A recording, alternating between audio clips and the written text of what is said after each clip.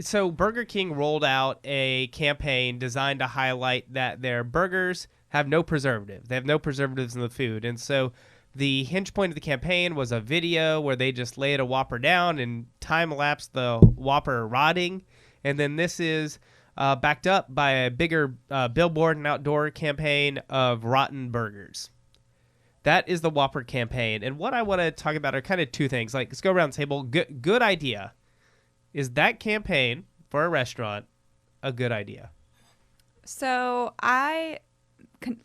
the dots were connected very easily when I saw the campaign. I was like, oh, that stemmed at combating McDonald's and the experiment that everyone does where you put a hamburger in a plastic box or a container and let it age for months at a time. So the funny part is one of my first jobs did it. It was a martial arts school. Doctors' offices do it a lot to like show people why they shouldn't be eating fast food. Yeah, it'll preserve your insides. I worked at a martial arts school that had like a little nutrition center in it, and the nutrition center had it on display. And I think by the time I left working there, it was like 2 years old, and it looked in perfectly fine condition. And so as soon as I saw this campaign, I was like, oh, it's basically a knock at McDonald's. And I didn't even really think about how gross it was that there's a moldy hamburger in front of me. So anyone else who didn't have a direct experience with that experiment, their take? I thought it was... I think it's flat. It generated a lot of attention, which I think was the goal. It had, I walked into Matt's office and even, CNBC was covering the Burger King Whopper thing. Mm-hmm. So I think the initial video got them 90% of the earned media. I think the mistake they're making is posting pictures and billboards around of their food product in a disgusting state. Yeah. Because I think you can get away with that exposure once and people don't tie it to the product.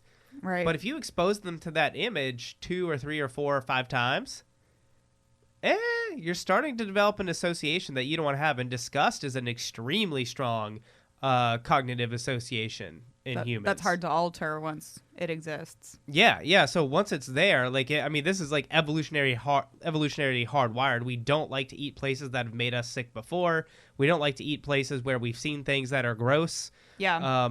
And I think they unfortunately could get away for me, I one. find hair in my food literally everywhere we go, so I don't have any choice but to eat there. It's a skill. Yeah, it is a skill. So I will say, when I watched the video, I think the biggest flaw that they did in their time lapse was not giving you any kind of time progression, except for the first that said day 1, the first scene, and then the last scene that said, I think day 34.